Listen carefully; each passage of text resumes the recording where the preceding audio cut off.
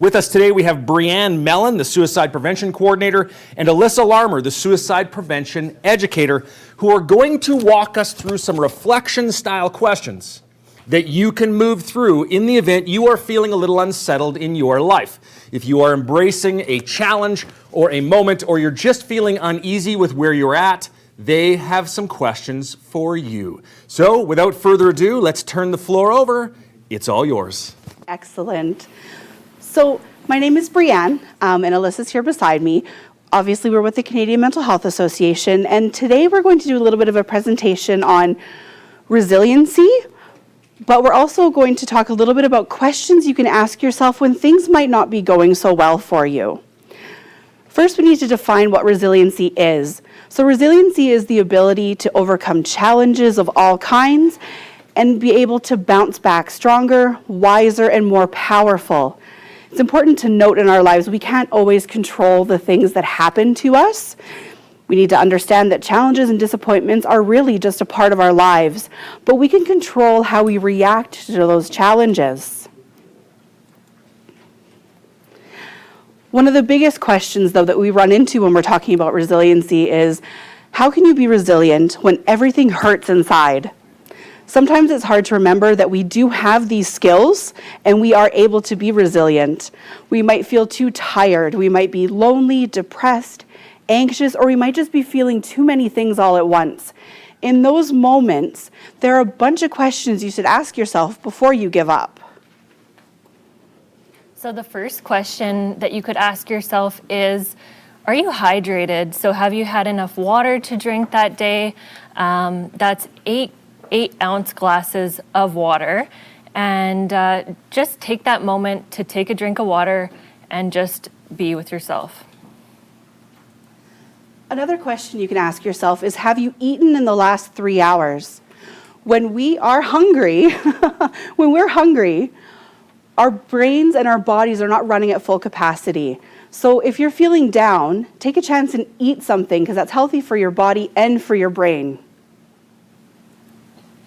And have you showered in the past day? Just simply showering can give you that moment of release to be in the moment. Have you stretched your legs in the past day? This is an important one. If the answer to that is no, get up and do it right now. If you don't have the energy to go on a run or a trip to the gym, walk around the block, and then keep walking for as long as you'd like to until you feel better. If the weather is bad, which often happens in the Medicine Hat area, you can drive to a big box store like Walmart or go to the mall and go on a walk through the aisles that you would normally skip. Have you said something nice to someone else in the past day? That can make us feel better about ourselves. So do so, whether online or in person. Make it genuine. Wait until you see something really wonderful about someone and tell them about it. Let them know. Have you cuddled a living being in the last 2 days? Touch is so important for us as humans. I know we have a lot of restrictions right now, but if you are able to cuddle something alive, do it. Don't be afraid to ask for hugs from friends or family's pets as well. Most of them will enjoy the cuddles just as much as you will. You're not imposing on them. Have you met with your therapist in the past few days? So this is so important to ask ourselves when we're feeling unsettled. If not, hang on until your next therapy visit and talk through these things then. If you don't have a therapist, maybe it's time you connect with one now. This is one of a key question that we need to be asking when we're not feeling well. If we're on medication, have we changed any of those medications in the past couple of weeks? We also need to include skipping doses or having a change from generic brands to name brands or name brands to generic brands.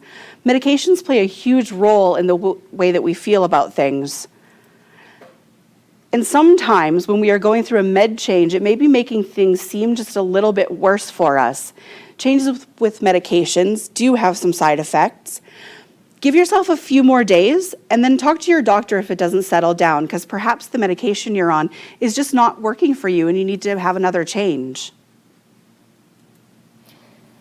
If it's daytime, are you dressed? That's a question you can ask yourself. If not, put on clean clothes that aren't pajamas. Give yourself permission to wear something special, whether it's a funny t-shirt or a pretty dress, something that you feel comfortable in.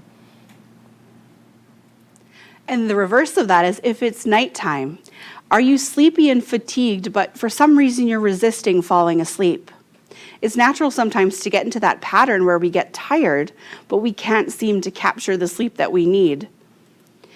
Try putting on pajamas, making yourself cozy in bed, and close your eyes for 15 minutes. Turn off all of your screens, no screens allowed. Try some white noise. You can run a fan or listen to the sounds of rain falling. Some people really like listening to whale noises. Not myself, but some people really do. If you're still awake after that, after 15 minutes of trying, you can get up again. There's really no pressure. It's just allowing yourself that time to try for 15 minutes. Do you feel ineffective? So ask yourself that. Pause right now and get something small completed, whether it's responding to an email, loading up the dishwasher, or packing your gym bag for your next trip. So really just take that time to do something small, and that will make you feel a little more effective. Do you feel unattractive? We often don't think about our physical appearance in terms of our mental health, but sometimes it's easy to start feeling like we are an unattractive person inside and out. If you're feeling unattractive on the outside, throw on the outfit that makes you feel the absolute best. If you wear makeup but you aren't wearing it right now, do it.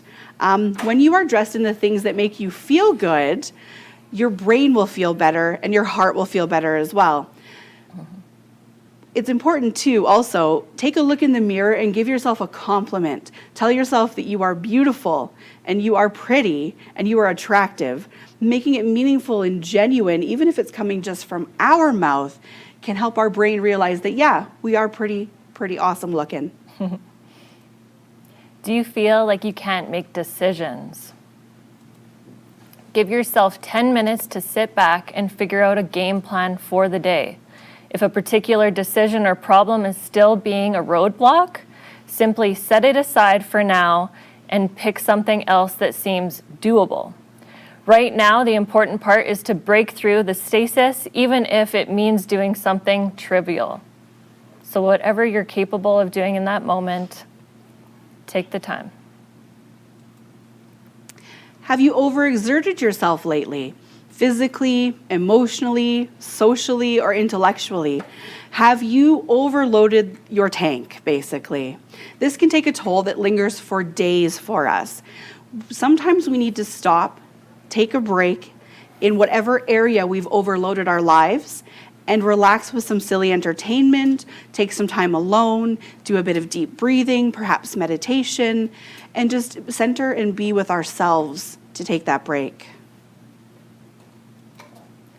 Have you waited a week? So this is so important while asking ourselves these questions.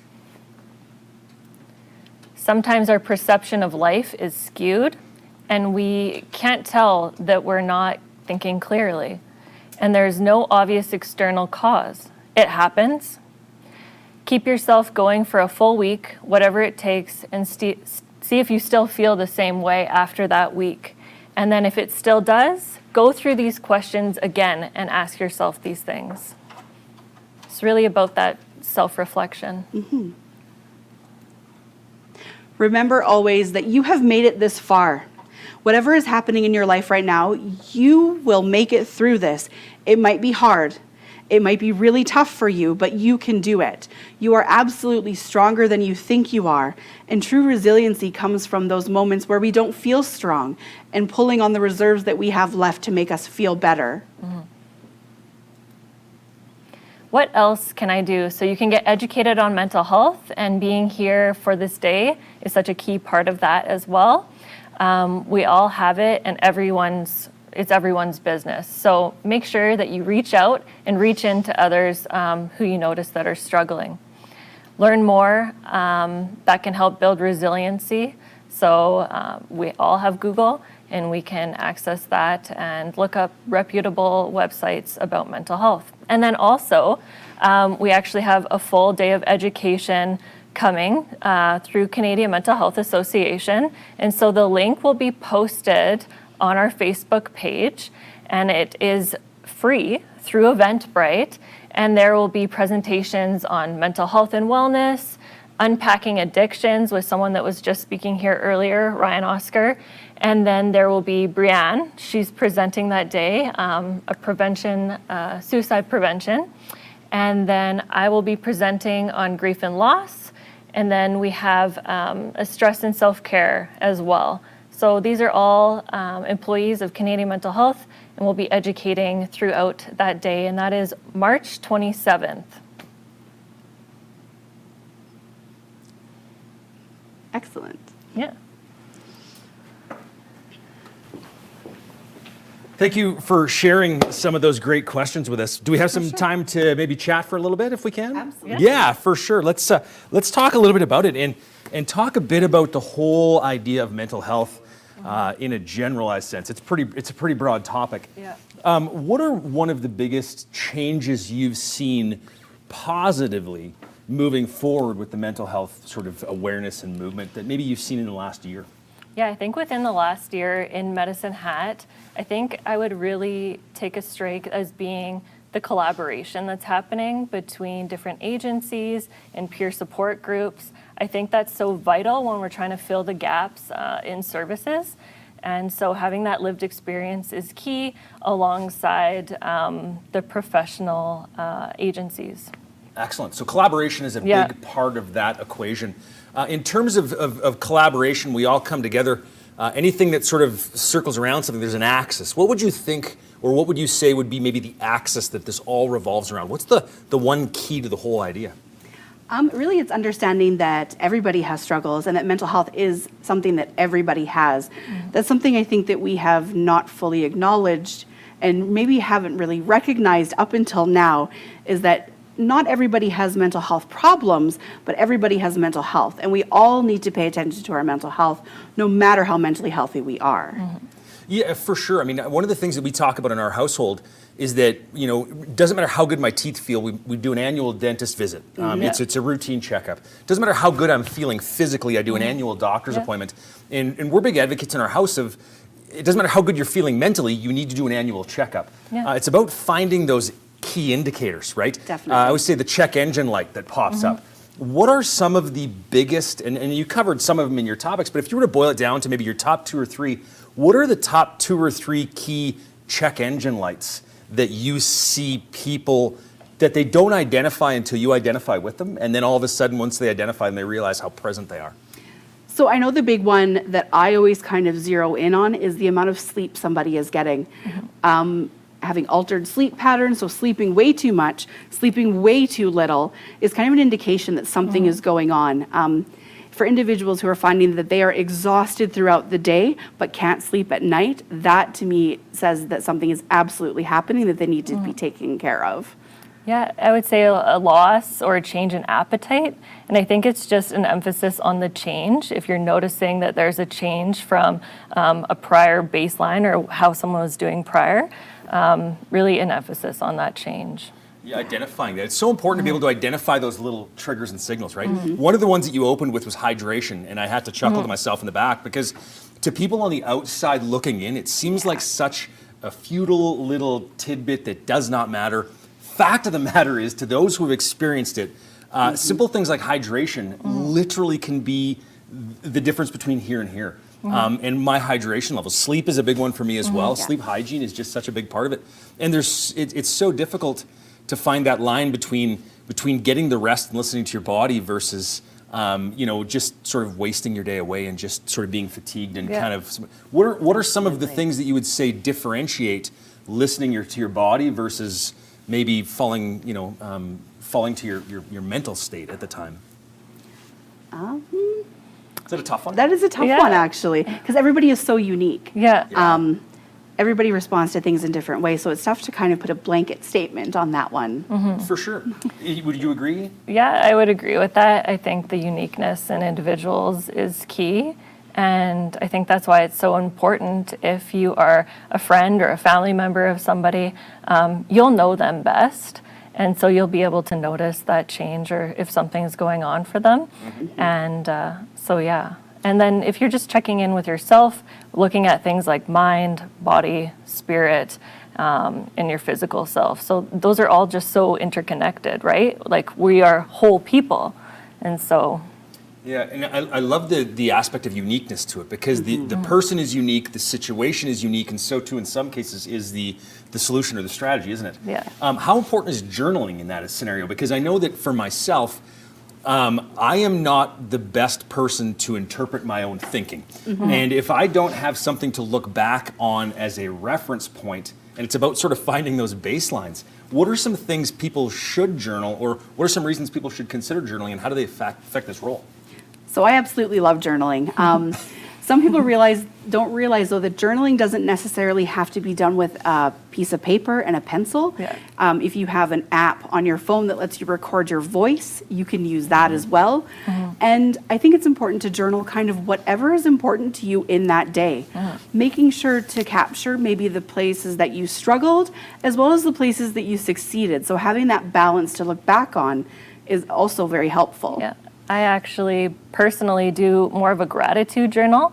So that's just what works for me. So writing down things that I'm grateful for. Some days it's harder than others. And on those days, it can be as simple as the air that I breathe. Like it's harder to find things that you're grateful for on certain days. But yeah, it becomes a practice, right?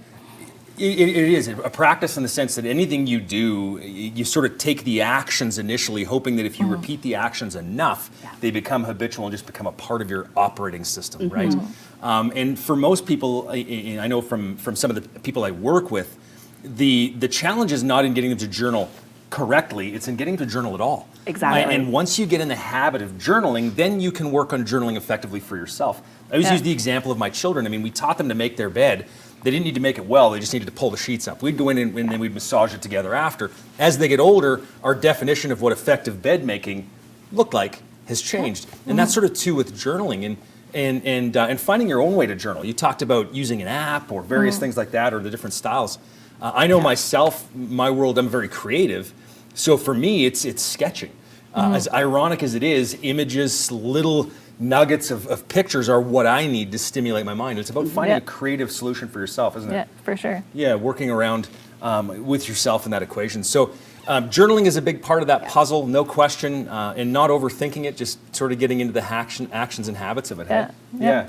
Now, in terms of stories, I mean, without getting into the minutia and the detail, is there an experience in your life where you had this moment of experiencing or seeing just such huge amounts of hope or resiliency in somebody that has changed things for you? And how did that impact you? Oh man, I've seen so many instances of it. I actually come from a prior role at a housing complex, and it's run through Canadian Mental Health. And just so many instances of hope and resiliency. And I'll probably cry just talking about it because I'm thinking of all these times and just individuals who come from or have experienced homelessness and now who have a place to live. The housing day for me is just like this crazy experience where you get to house somebody and they now have a house that they can make a home. And for me, that's like a huge piece because those are your basic needs being met.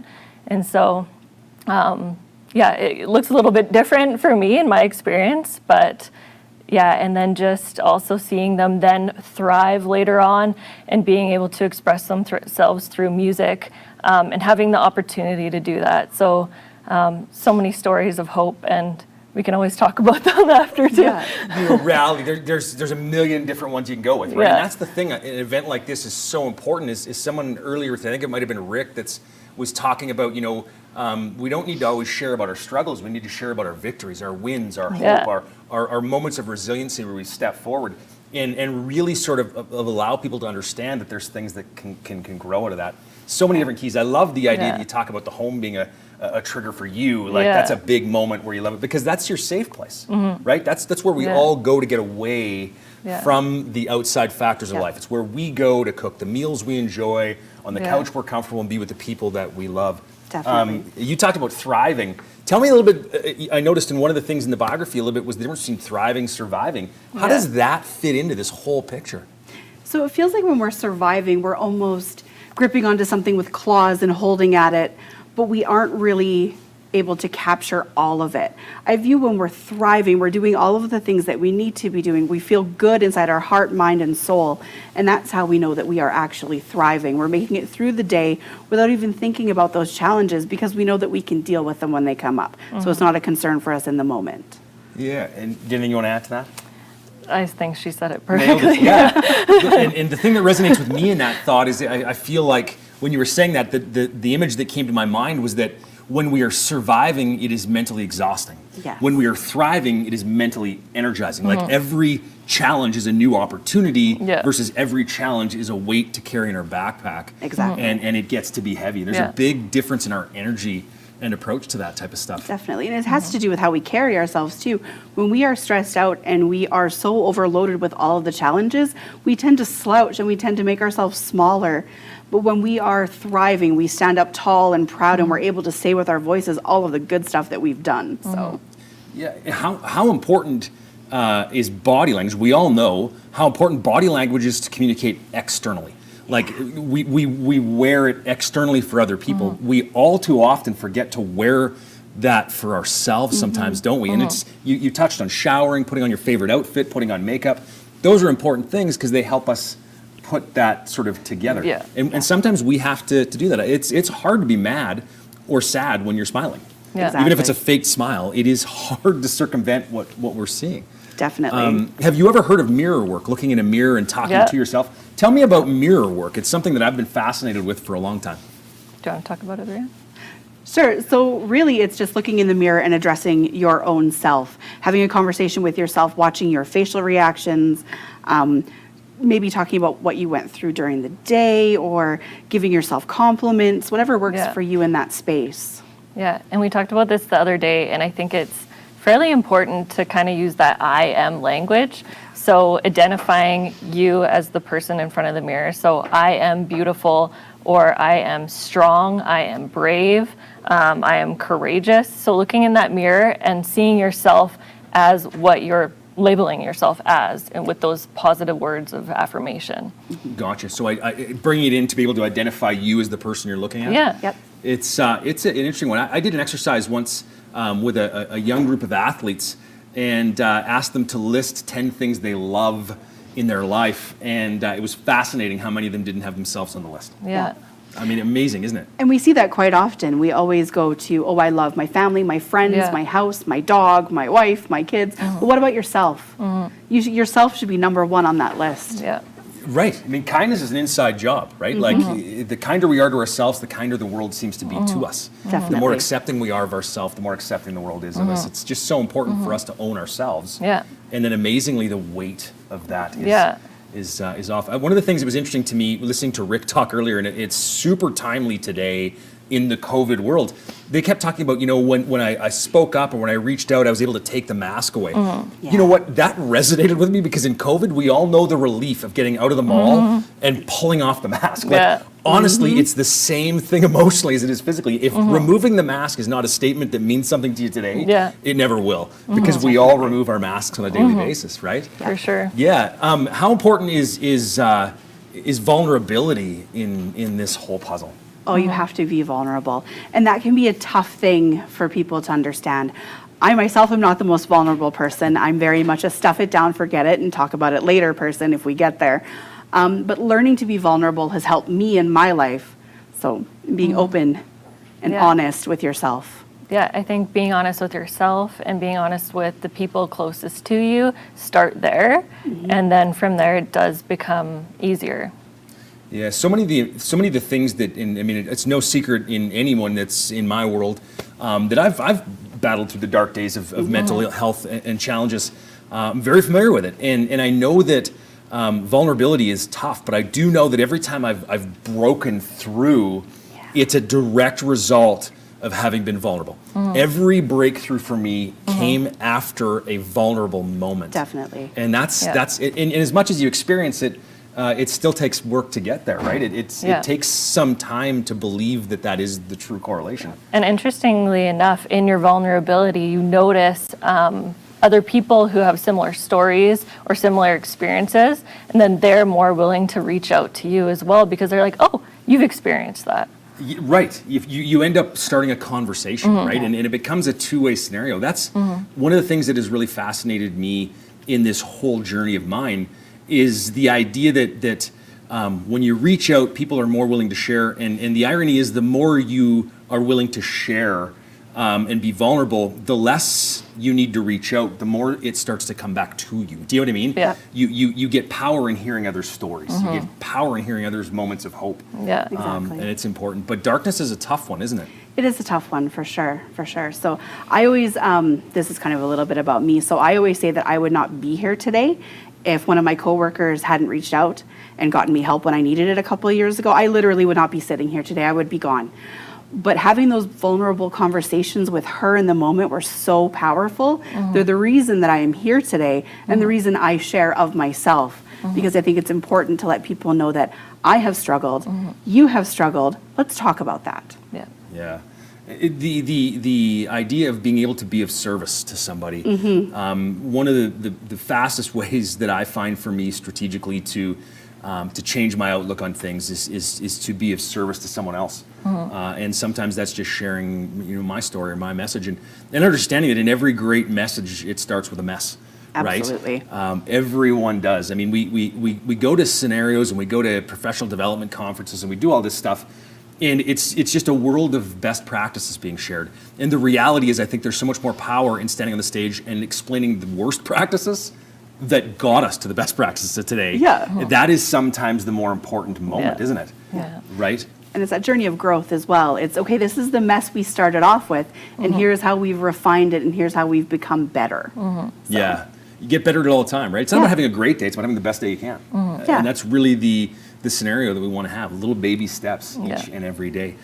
In terms of the scope or the progression, maybe, I don't know if that's the right word, of mental health awareness, what would be some of the stepping stones? I know that some people get very leery of, well, this is an adult conversation and I do not want to bring it into my children's world. And I get that. I understand that there's scenarios, but it's more maybe potentially a way of how the message is conveyed. Yeah. What would be some appropriate stepping stones for people at home watching about how to open the conversations with youth?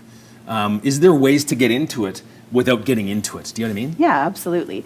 I actually don't think we need to not get into things. I'm very much, we need to talk openly and honestly, regardless of age. So with your littles, I say the littles, talk about emotional awareness. Talk about what it means to be happy, sad, mad, and glad. That's how we can introduce the concepts of negative feelings, positive feelings, and gratitude when we talk about gladness. And then as we age a little bit, we can start talking a little bit about what does depression look like? What is anxiety? What does that mean for us? What are some of the things in their lives that can stress them out? And how can stress perhaps lead to some kind of mental health problem? Yeah. So we start educating significantly in on depression and anxiety and schizophrenia and all of that. I believe in junior high, we start talking about those things really specifically. Yeah.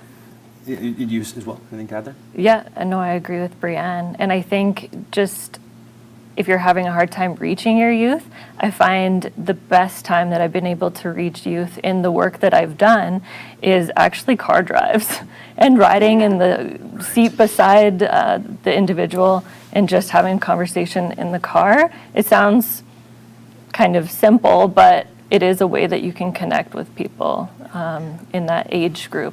I'd heard that strategy before because this is intimidating. Like, do you know what I mean? Yeah. You sit across a table and yeah. it's an Like awkward how one. was your day? Yeah, when you're both staring forward and just kind of taking the Yeah. world in with you, it becomes almost a sideline to the whole For sure. event that's going on, isn't it? Yeah. Definitely. You had touched on the idea of getting into. I'm sorry, my phone flashlight's on. You touched on the idea of getting into middle school and things. How much has this changed? Because I know that in my work with middle school groups, the awareness, the interest, and the thirst for mental health and just general holistic wellness has dramatically increased. Would you agree that it's increased a lot? And then my follow-up question would be, how much is social media a part of this? It's definitely increased. Like in my presentations at elementary schools, the kids are so engaged and they know the topics that we're talking about. They're raising their hand, they're yelling out loud, like the answers to the questions. And I think it's amazing that we're going this way. How about you, Breanne? I can walk into an elementary school and say, okay, now we're going to learn how to deep breathe, and everybody in there already knows what I'm talking about. And they're like, we can teach you, which is so really heartening to see. It is very fascinating to see this next generation of youth. Like, I marvel. I remember sitting there listening to my daughter and a friend in the back seat of the vehicle as I was driving them home from school one day, and part of me just wanted to cry listening to the matter-of-fact conversation her friend was having about, I can't because I've got to stop. I'm getting new medication because my anxiety. Like, it was just a topic. I mean, it's not as heavy with that generation as it was with our generations before. And I find that so hopeful, like the next generations and the reduced stigma. Like, I have so much hope for what is coming. Yeah. Yeah, absolutely. Go ahead. Well, I was going to say, without us as adults giving them those opportunities, they wouldn't have that kind of hope. So I think, it's great to see them, and it's great to see the things that we are providing to them and that they are grabbing onto them and rolling with them. Yeah, it's great to see them lapping it up, isn't it? Yeah, it really is. And back to the follow-up question with social media, I know that even as adults, I mean, it's hard not to sometimes feel bad about yourself after being on social media. I mean, everybody's got it together. Everybody's got the best, the greatest. They're having fun. And the reality is that that's only a minuscule part of the life that they're there. And what are some ways that we can convey that to youth to understand that social media is only a small microscope? What are some strategies? Having activities outside of social media is important. Getting your kids involved in community, getting your kids involved in sports or recreational things, or even going for a walk as a family can be helpful. So things outside of the computer realm are always going to be helpful for driving home the reality of our world. Yeah, and then you can also bring in those conversations about social media and how realistic they are to real life and what that looks like, and then also modeling being vulnerable on social media, for example, like kind of taking off that mask on social media as well. Showing, leading by example. In that scenario. It's an interesting world because we have adults who sort of were the first newcomers into the social media world, trying to tell the youth how they should monitor and acknowledge the world of social media. Yet we as adults were possibly ill-prepared for that activity itself, let alone we're trying to educate down the line. Like, they know so much more than I really do at this point. I'm still on the Facebook. Right? Exactly. Not Facebook, the Facebook. Right? Like, for sure. What would be 2, maybe 3 entrance methods in? Like, if somebody is identifying in a friend that the warning lights are there, the indicators are on, there's strategies for that person, but the idea of reaching out, it is a very difficult task for some people to lean in to a conversation. Are there some simple strategies that you can recommend, or avenues in, or wording per se, that maybe would help you feel comfortable leading in? So if you are the person reaching out, describing what you're feeling and using whatever words are comfortable to you is important. If you're reaching out to somebody else, you're not the one reaching out for help, start by talking about the things that you've noticed that have indicated a change. So I've noticed you aren't sleeping well. I've noticed you aren't eating well. I've noticed you haven't changed your clothing in 2 weeks. What's going on there? So saying all of the things you've noticed can help open up the door for the bigger conversation of mental health. I concur. Really, that's where it starts. Really, that's where it starts. It's those things that we've noticed, because we don't know necessarily how they're feeling on the inside, but we know what they're looking like on the outside. And we know that the things that have changed for them. So it's beyond the simple question of, how you doing?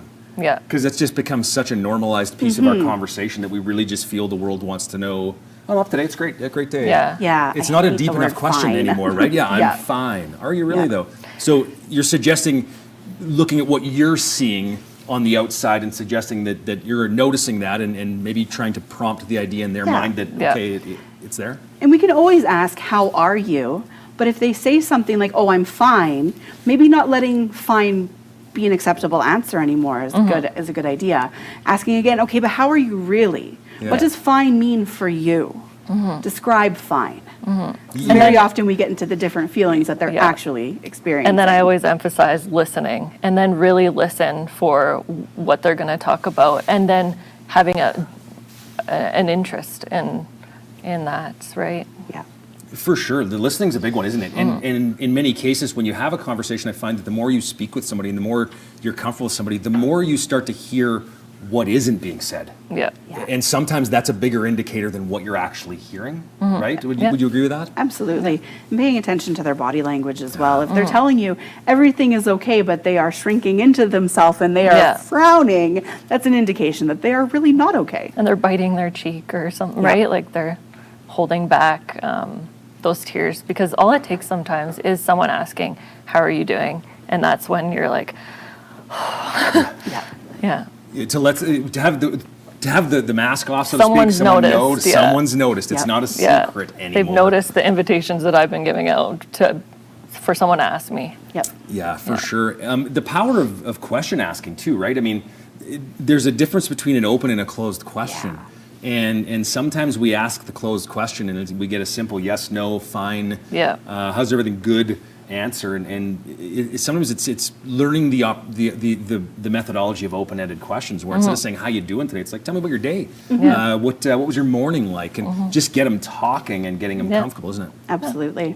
Yeah. I'm a big fan of describe. So I'm like, oh, describe what that feels like for me or for you, or describe what that day was like for you. Yeah. So I'm a big fan of like getting people to describe things, Yeah. because that's where you get the words that indicate feeling and emotion and perhaps struggles they've had. Describe, good word, yes. Describe. Absolutely, which is a great way to get in and again, foster the conversation, right? When Yeah. you facilitate the conversation, it's just so much easier. Yeah. And it's so much more relaxing, isn't it? Absolutely. And I've gotten myself in trouble sometimes too, because people start to roll their eyes and they're like, okay, I'll describe what fine means. And I'm like, good, you know me, because you know I want you to describe what that means. Yeah. So. But there's a connection level there that they understand where you're going, and Definitely. that the flashlight is going to come to them. So let's just describe what you're going to see when you get to the dark corner. Exactly. And it's important to have those relationships in your world, isn't it?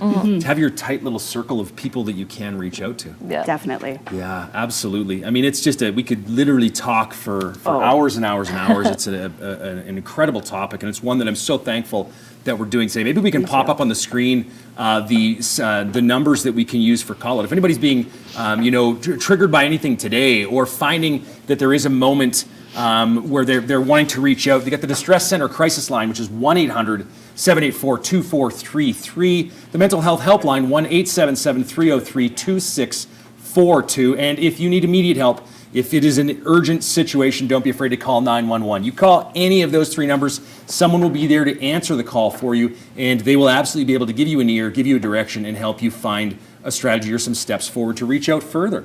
So please be sure to take those up. I want to thank again Breanne and Allysa for sharing some of those great reflective topics and questions at the beginning. It was an excellent slideshow and some great key pieces there. And again, thank you for sharing your time with us today. I've loved it, and it was just an awesome session to listen to. So thank you very much. Thank you. You bet. We are going to turn the floor here very shortly to our keynote speaker today, somebody that you will not want to miss, and he will be describing his journey, and I look forward to it. I want to run through a few keys. Number one, we did put up the contact numbers for those that are feeling they need to reach out and step forward. You can do that by reaching out in those calls. If you want to interact with us today during any one of the sessions, you can feel free to hop on Twitter as an example, hashtag FAPF, which is framing a path forward. You can put that on Twitter. Please feel free to comment, make comments out there, share what you are experiencing. What are some of your takeaways today? What are some of the aha moments, the light bulb flickers that you have experienced? If you're more of a Facebook person, hop on the CMHA ASER Facebook page, and you can hop into the news feed there, and you'll find some opportunities to comment on the things or ask questions and engage with us here in the room today. We look forward to hearing some of your comments. And again, if privacy or anonymous is more your style, I totally get that as well. On that Facebook page, hop into Messenger, and you can make a comment that way, and they will relay it forward. They're sharing those comments with us. One of the questions we've been asked here today is the videos that we are shooting and capturing today, is it done and gone? I mean, is it one of those, if you see it now, it is here, gone, and done? No, absolutely not. These are being captured, and they will be sliced and diced and spread out to the various organizations, and they'll be used in many different ways through social media, presentations, etc. So this information is not going to go quiet after today. That's the beauty of the virtual world. If this were a live event before COVID, you would have to be present to see the information. We have some great stuff that is some great archived stuff for us here today, which is just spectacular. So again, thank you very much to the two of you.